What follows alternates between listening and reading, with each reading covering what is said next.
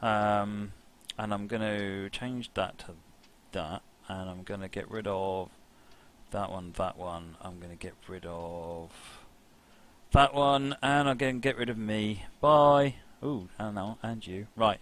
Now, okay. So, this is a route that I have built. It's massive, isn't it? $24.99 coming soon. And the point of this, it's all done using Academy assets. So you've got everything that I've used here. So the point is, I wanted to show this three-way junction, this two-way junction, because I didn't lay that the normal way. This crossover, and the fact that that's fixed. You'll notice that there are no rendering errors anywhere on there. By default, there would be rendering errors with rails in the wrong places.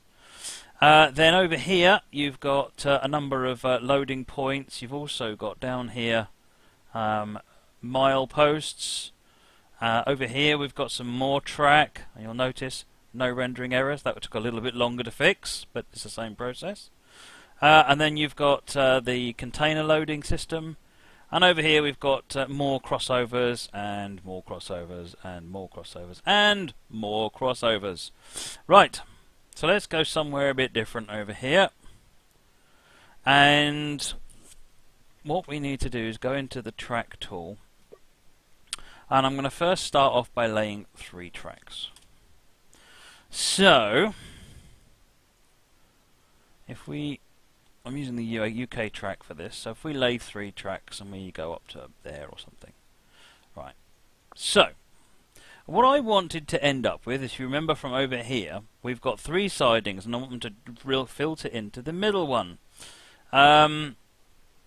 So we're going to leave a bit of a gap,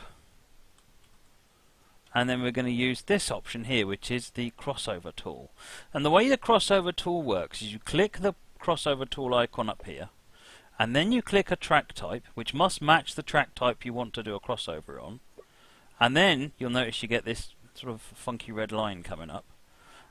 You click on the piece of track that you want to start from, and then you want to see that it actually draws this nice line. Now if you've got tracks either side, it will actually do them both ways.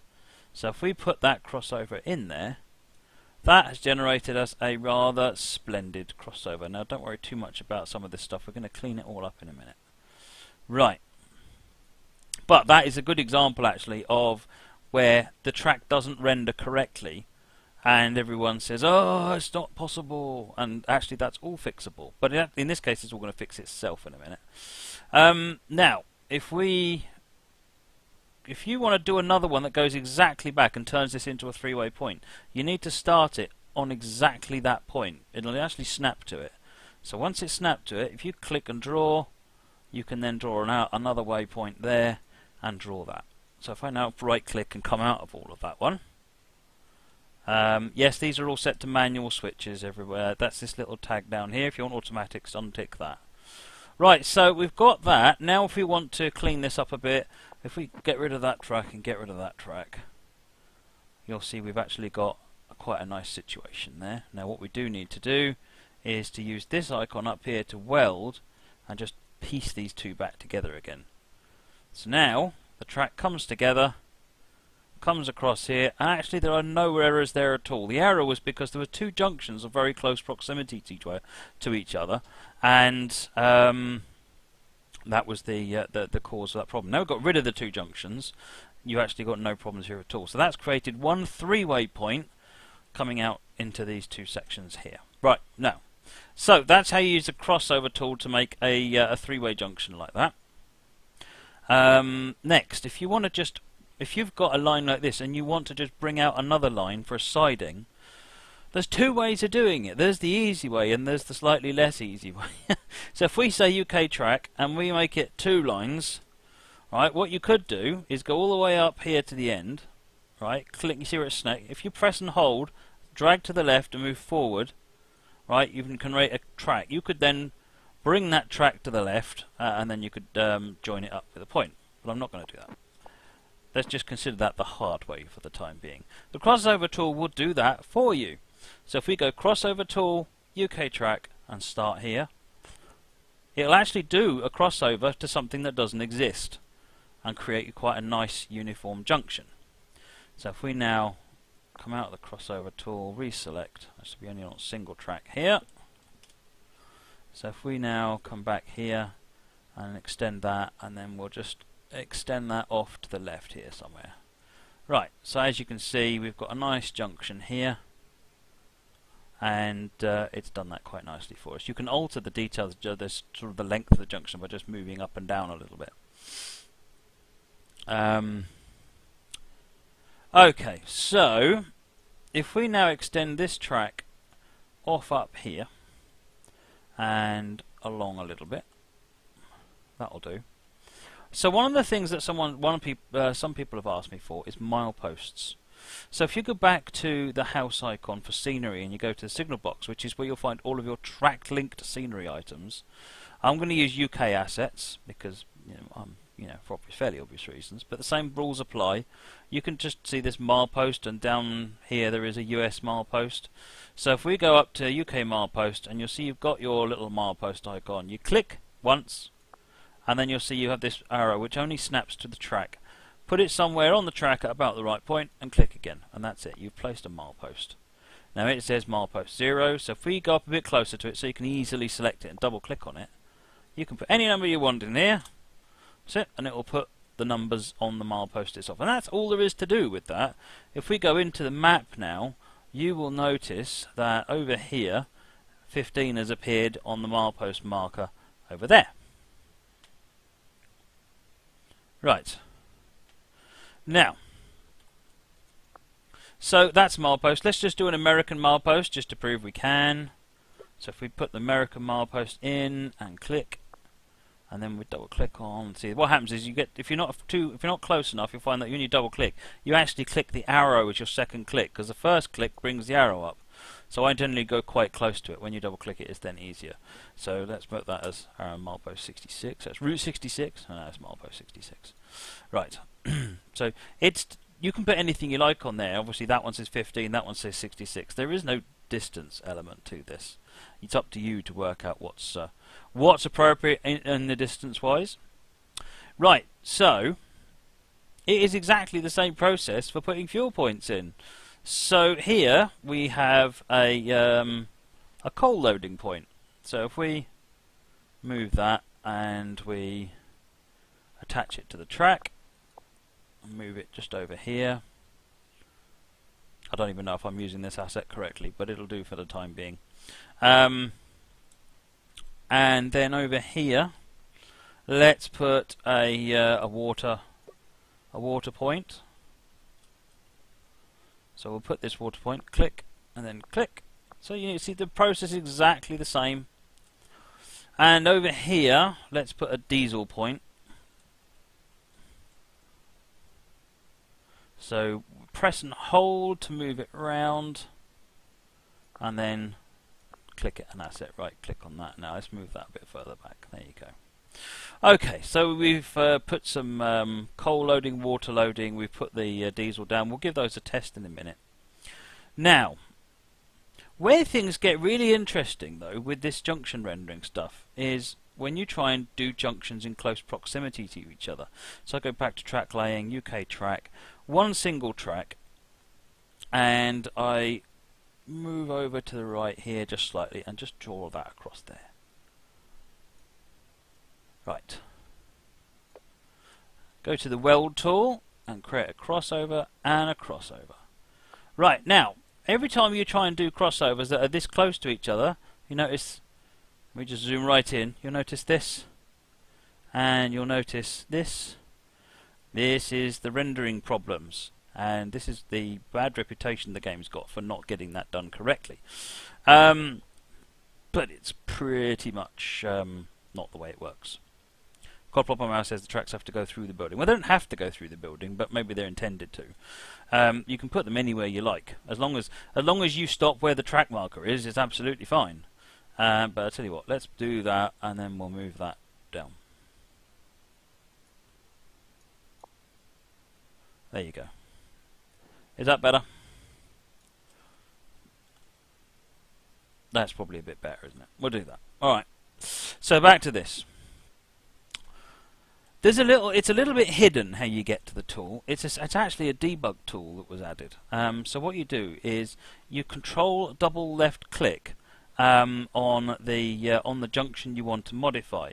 So in this instance, let's in the center here, control double left click. There you go. Sometimes it'll take you a couple. You've got to work out the right place to hit. It's a little bit. Funnily enough, it was right the first time. Oh, you know what? I'm just going to leave it. It doesn't really matter. Right. So, if you've got track errors like this one and this one, we need to work out where they come from. Now, with this little diagnostic tool here, we've got access to some pretty cool stuff. These checkboxes actually allow us to switch things on and off. So if you'll notice here, if I untick that and move around, that whole rail has just vanished. Yeah, so we can actually turn bits of the auto-rendered stuff off. So that's actually turned this little bit off over here. So we've got full control. If there's any rail here you don't want displayed at all, because maybe it's overlapping or something like that, then you can just switch the whole thing off. Here you go, we've just turned that little one off over here. Yeah, so that's the checkboxes allow you to completely turn it off. If you want to tweak stuff, so let's look at the guardrails. That's what these three at the top are for. So this one is the guardrail's length. So if that's too long, because we're doing a different kind of railway, if we type 1 in there, it'll shorten it. Yeah, so that'll shorten the guardrail. This one is how far in the guardrail end goes. So if we make that 0.2, it will come in a bit further.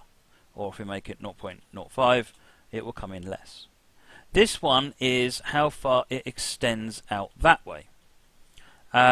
So if you change this by saying 0.5, then it extends that down further along, and we could push this back out, say to 0.15. So we could start creating some really interesting looking junctions. That I mean, this kind of setting is going to be more appropriate for when you're fixing for narrow gauge or sort of slightly, the unusual routes that have got slightly different track geometry. The default track geometry should be fine for this stuff. But another example is, let's say you've got a rail coming along and this is in the way. You could just shorten it and bend it out the way a little bit by adjusting the guardrail settings. Now you'll notice it's only changed this one. It hasn't changed that one. You adjust each junction individually. But we still have a problem over here and over here. So let's try and work out what that is. Now that is done by these four here. So each of these rails that we've added, so let's take that one for example, where we can delete that rail entirely. It's rendering that rail, and it's going based on a fairly standard length. BNSF, I'm going to bring it up again in a minute so you can see. It's controlled left double click on the track junction. So we'll do some more of these. So let's fix, our goal is to fix this bit on this junction, I think. It's going to be one of these two. We'll find out which in a minute. Because one of these junctions has got a line that's going too long. And it's affecting, both of them effectively have the same line going too long. So what change you make on one will make on the other. This is a length. So if I delete that length, that line will disappear. So this will be a good one actually to show you, demonstrate what this length does. So if I set that to 10, nothing happens. If I set it to 20, right, we can see something now. So this line is now here. If I set it to 22, you can see it's got a little bit longer. So now you can control exactly how long that line is. If you leave it at NA, it will just choose its default length, which would be back to the start.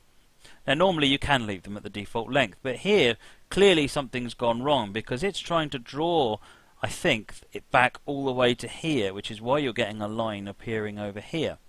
So we need to find that one. So what I do is I generally delete it and see what disappears. That just fixed that for us. Yeah, it's this bit here has disappeared and that bit's been fixed. So if we put, say, 5 back in there, that didn't fix it. Let's put 7. No. 9. No. 15. There you go. So putting a length of 15 in, we fixed this bit and we haven't overlapped onto that bit. So we've actually cured that part of the junction. Right. This bit over here, let's see if any of these fix any problems for us. We'll get rid of that one. That gets rid of that line. So you just put n/a back in to put it back to where it was. That's fine. That doesn't have any problems. Get rid of that one. That's fine. Get rid of this one. What I do is I generally get rid of them all, and then if nothing I'm interested in is fixed, I put them all back again. Right. Right, so we've cured one of our two problems and we still have one left, and that's on this junction. So let's come over here, and if we control double click on the junction, come on, there you go. It takes a bit of finicking around. Fringe says, any chance you could show us how to make a track rule? That'll be for a different tutorial, because there's quite a lot involved in that, because it's outside in the blueprint editor with custom asset folders and things. Right, so if we delete that, and what we're looking to get rid of here is the rendering error there, just so we're keeping an eye on that. That's the only error, so anything else that gets rid of is irrelevant. So that's that one gone, that one, that one. Where's the one we're interested in? Right, that one. So the last one did it. So let's put all the others back. And the other one we fixed with a 15, so we'll put 15 in here, and sure enough, 15, it's gone in, and we haven't got the extra bit there. So now, that junction now renders perfectly. So you can change any aspect of that rendering that you want, and that applies to every single type of junction. So we can come down here, and we can have a look at this junction here, for example. And we can control double click, and then we can change all exactly the same parameters if we want to. Now this is a point rather than a crossover, so the parameters mean slightly different things, but for example, if we get rid of that one, that's actually got rid of this line on the left here. That's got rid of that line there. So you can see you can affect what's going on with these with the rendering of this junction. So if you find you've got things that aren't rendering correctly, just adjust their lengths. And the same thing applies to the guardrail. So again, I can set the guardrail so that it goes to 0.5, which gives us this rather strange looking guardrail, and then 0.6, which gives us a slightly less strange but still strange looking guardrail. Right, yeah, so you can have a bit of fun with that.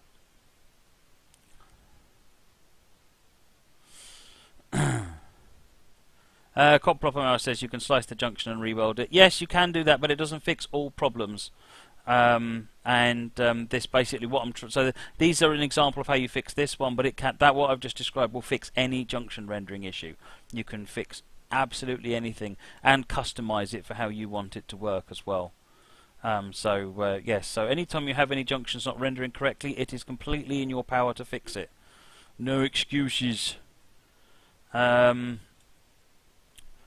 Okay, so that's junction rendering. Where are my notes? I made some notes about what I wanted to cover. Crossover tool, cutting. So I don't know whether anyone knows this. It's just one thing I realised I could do today. I thought, can we do this? I can't remember. If you've got, let's do a 5 tracks, and you've got some. Whoops. That's not what I wanted. Let's join them up. And you want to slice them all at the same point, rather than cutting them one at a time. If you press and hold and drag, you can cut all of them simultaneously, so you know that they're all cut at the same point. So now you can get rid of those. Or similarly, you could put junctions and things in so that you can do it. So that's multi-track. The other one then was, so with this example here, we've got a piece of track going up here. If we, oops, we make that go forward. So let's just make this come along here.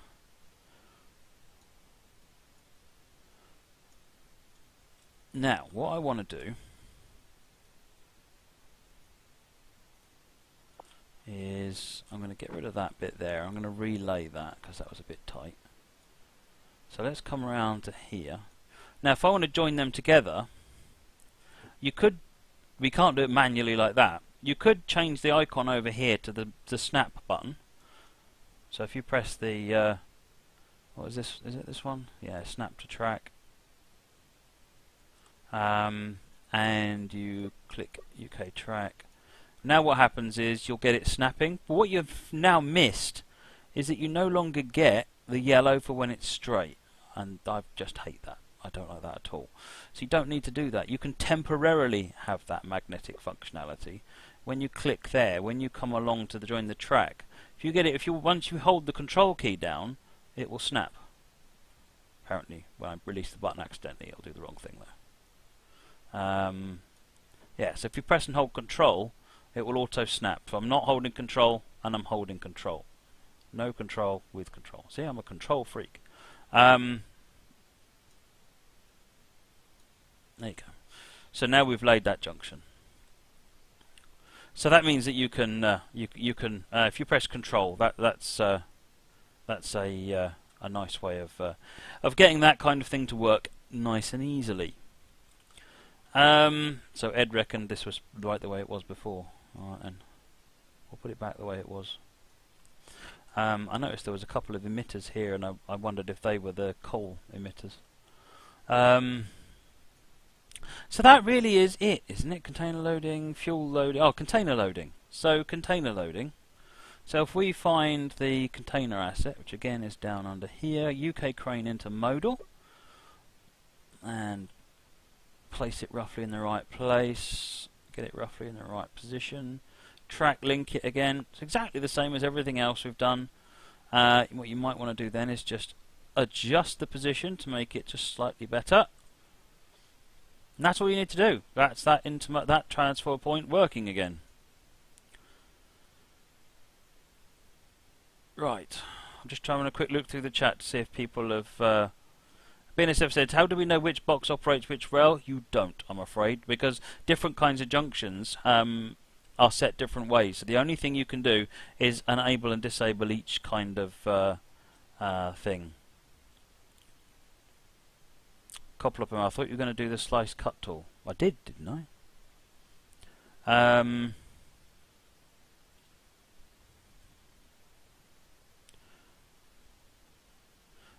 Yes, with any transfer point, if you double click on it, you can change the name of it here. So you can say Matt's cargo crane, and then in the when in the instructions, it will say to use that, and you can do the same on any of these things.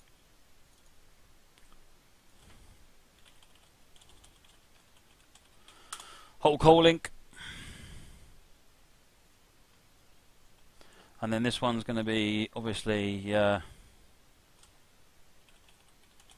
lot of water limited,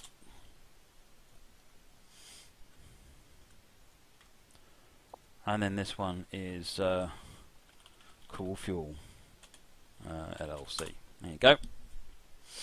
Can you also convert a manual switch to an auto switch? No, the only way you can convert manual to automatic is to break the junction and rejoin it. It's not something I've done recently. Let me have a go at seeing if I can do it. I think you cut it at the junction and then you re-weld it. So if we cut on the junction, that then makes it into 2 bits of track and there. So there is no junction here anymore. If we then change that and bring up weld, it's now an automatic junction. So that's kind of how you convert one to the other. It's a bit messy, but at least it works. So if we want to change that back again, cut the junction. You notice it's snapped there, so that's what we're cutting. Cut the junction, set it to what you want it to be, and then weld it, and then it will change it to the other junction type. Well, AWS ramps, signaling and so forth, I'm going to leave that for another time. That's a whole subject on its own that I already messed up once before. Fringe Starling, does the tool extending guardrail also have a tool to remove buffers for tracks that end without them? No, that's in the track rule. When you define the track rule, you say what the ends of the track look like. So you need to pick what the what track rule you want, because the track rule has whether or not it has end buffers on it. So you might be using you might need to use a different track rule for to extend the track without that, or just not have that in the first place.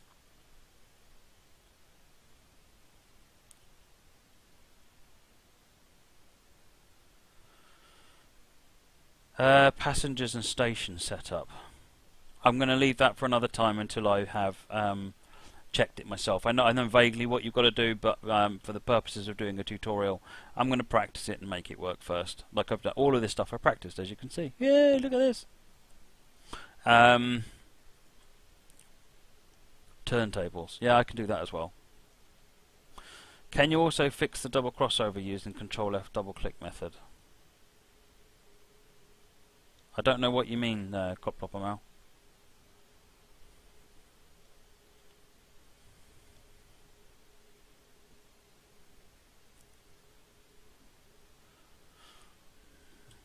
The double crossovers are rendered wrongly. Well, you just have to edit the settings, like I've just shown. Like that double crossover which you've just fixed. What you'll find is any time you've got junctions within a certain range of each other, it'll all they'll all overlap with each other, and you'll start getting problems. Oh, a double slip point. So let's do a double slip. So you do a double slip essentially is a crossover with 4 junctions, which you can make automatically. So the trick is, to get one to render, you have to make sure that the angle you're doing is shallow enough that it will actually be able to generate the curve, because if you can't generate the curve, then it won't do it. So we just do a very, very subtle, I don't even know if that's going to be okay. So if we do that and weld it, then we get a crossover. Right, so the grey marker hasn't appeared, so that's why. It's because that's actually too steep. It can't generate the curve for that because of the track rule. This is quite a shallow curve on here. So let us make it a little bit shallower, and render that. There we go. So the second box has appeared now. If we double click, we get a nice double slip. So yeah, it's rendering. It's interesting how it's rendering, isn't it?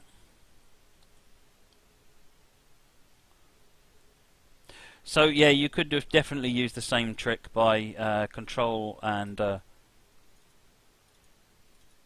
left double clicking, and then you can, if you can see you can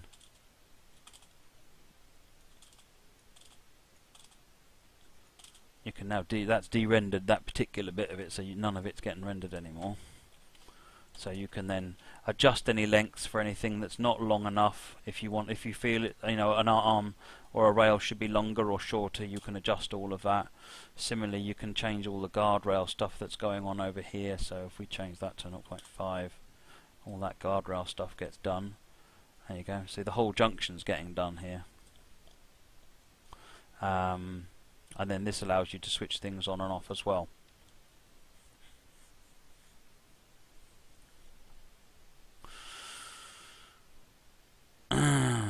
Right. I'm not entirely sure about tunnel markers. I'm going to have a look at that now. If you unrender a piece, will it derail the train drives over it? No, I don't think it will, from memory. How do you make bumpy track? If you mark a section of track, then over here you've got this bumpiness. So if we change that to 99, that section of track is now bumpy. So if we go over here and we go into the scenario editor,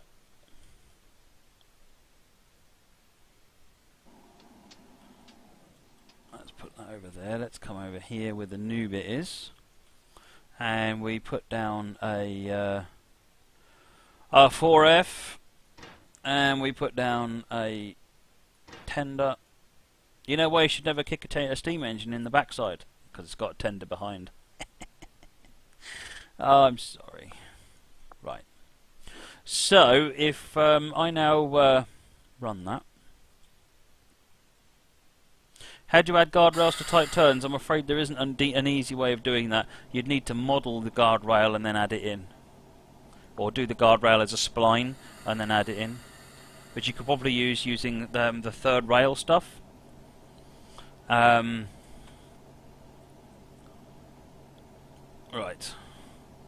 So, if we edge forward, let's just check the map. Here we are. So if we adjust the point, so you can see our mile markers are in there. You can see the names of the waypoints are in there, and we are good to go.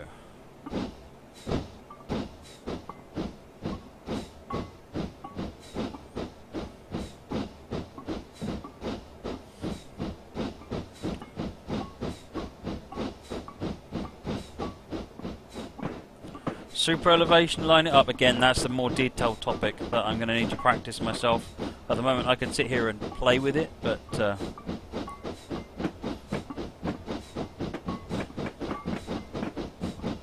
you can see it's got all of our funky guardrails and things in there. It keeps all of that. Right, I'm going to start throwing water and stuff in the loco. So that we can need some coal when we get there. We're not going to see any animation because we don't need any.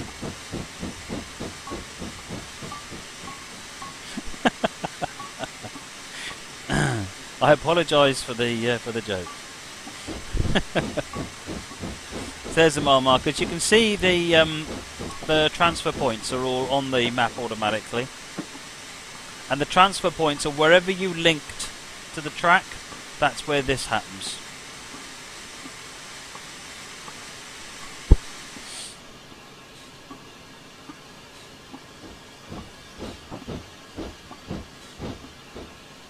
Right, so what we need to do is get the train over the loading point. I realise it's overfilling the water, but that doesn't matter on this loco. And I want the point is to want to get it to where we can load some stuff, load some water on.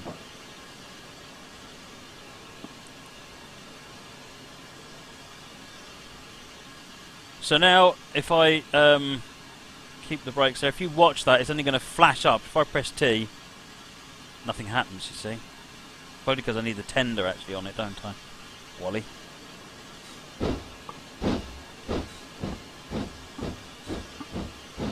Now I'm going to overshoot it. Excellent.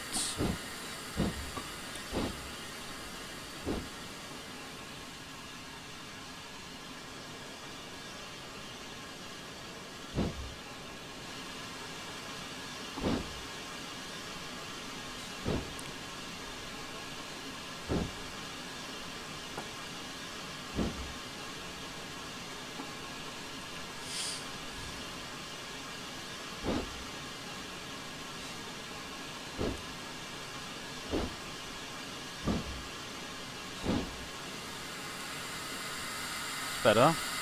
So if we watch the on the HUD, there you go, it's just jumped up to 4. And you can still hear it loading because it was such a short loading time. Right, if we do the lot of water.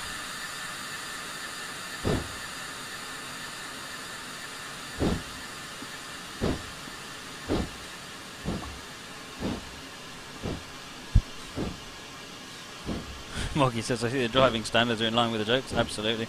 Let's not do the coal anymore. We don't need the coal. I'll load the water and that'll sort of prove that we can load water.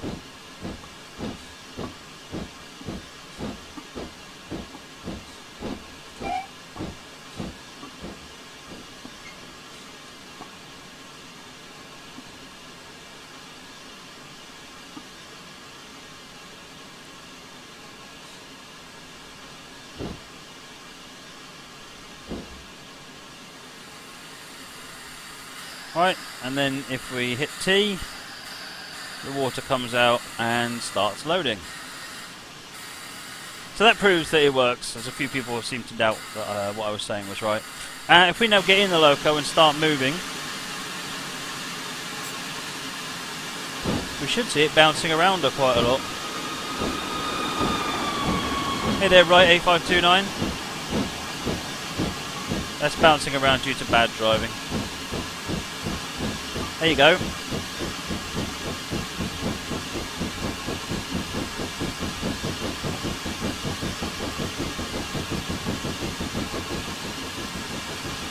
So it didn't bounce an awful lot. I probably said it at a number that's so big it did the wrong thing. But you saw it bounce at least. So that was basically the process for doing that. Oh dear, we're going to Nebworth on some buffers here. Oh, we didn't come off though. Earlier on when I tested, I actually came off. Right. So that pretty much is all I wanted to cover on this tutorial. Just to reiterate, so we've gone over the crossover tool, crossing over between two tracks. You can cross over between two tracks of varying distances as well. It's not just between two tracks of that are right next to each other. So, for example, if we lay 4 tracks down and then get rid of the middle 2, just to make life a bit easier, the tracks do have to be parallel for it to work. So if we get rid of that and that, and then we use the crossover tool, click UK track. If you click that, you'll see it's picked up that line as being the other side, so you can cross over parallel tracks of actually a fair distance. I tested it earlier on and that was about as far as I could get it to go, which is slightly wider. That one I think that was actually with 2 tracks in the middle, so that one would be maybe 3 tracks in the middle. As long as they're absolutely parallel, it works. So that they don't need to be next to each other. So that's crossing over between 2 tracks. We've done the joining of 3 tracks and then cleaning that up. We've shown how you can do left and right points to new tracks. Obviously you can manually lay a left and then counter it, but then it's not parallel to the track you started with. So just to show you what I mean by that, if you lay a point, oops, so click that. Always when you're laying track, use this icon here. Always click that, let's lay 1. So what you could do is you could lay a point coming out here and a point coming back there, but is that parallel exactly? No, it isn't. You can see it isn't. Yeah, so trying to lay that parallel by hand is hard work, whereas by just using the crossover tool, click crossover, click that, you can create a perfectly parallel piece near enough instantly. It's very, very quick and easy. Apparently I'm not listening to Fringe. What am I not listening to Fringe about? How to program train washes? No, I don't have that one practiced and rehearsed ready to go, I'm afraid. Cutting, so doing the multi-track cutting tool, where you just basically press, hold and drag. So that is press, hold and drag, and it will cut in parallel anything that it finds. Control key to auto snap when you're joining, when you're merging 2 lines together, converging points. Adjusting the point rendering configuration. So once one time on that one, just briefly, to get it to come up, you control and double left click, and you may need to mess around to actually find the spot that makes it wake up, and then you can change all the different things in here. NA sets it to default. Nothing will get rid of it entirely, and then putting a number in will put basically puts the rail that length, and then you can adjust the rail length accordingly. The purpose for that being to eliminate overlaps that are causing rails to appear where they shouldn't. Mileposts we added and showed them on the map. Fuel loading points, we've added them, and the container point we've added. Right, that's it. I hope that was useful. And hopefully it's answered some questions that have been asked both on the channel and on YouTube. Right.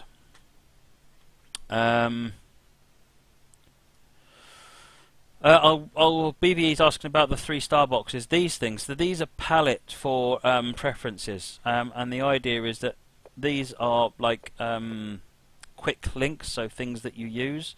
What I can't remember is how I think you right click and it will add it into there. And I can sort of say that one and that one and that one. I'm right clicking on them and they'll all appear here, which then means I've got like different palettes of things that I can use.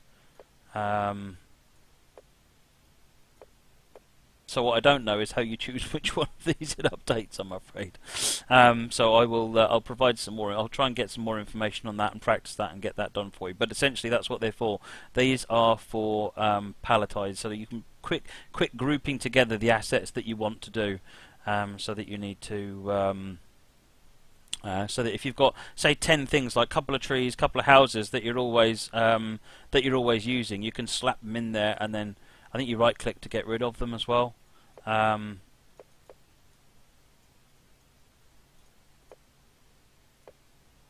even right-clicking like that. So if you right-click it, if you left-click again, it just puts you back to the main list, and that puts it to there. What I don't know is then how you. It might be. Maybe it's a different click. So let's shift right-click. Hey, shift right-click puts it in the green one. And then let's alt right-click. No, that was too much to expect. Control shift right-click. No. Oh, you get the idea. So let's try alt-click again. So let's do push blend. No. No. So alt right-click is putting it in the red one as well. So control right-click puts it in the green one. Right-click puts it in the red one. So that gives you 2 palettes that you can use. Or control alt escape and press.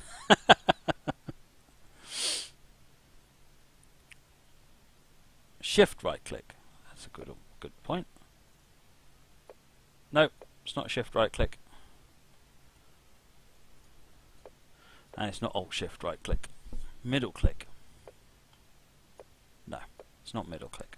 Anyway, that's enough for now. I will find out the better answer for that for you, and I will. I'll also talk about tunnel markers and things like that. Okay, so we're all done. That's all I wanted to cover on that tutorial. Moving on, then we will get on with the second scenario. I hope that was useful for everybody.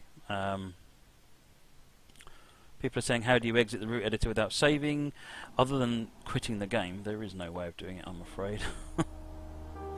So, the next scenario is West Coast Main Line Oberschap. It's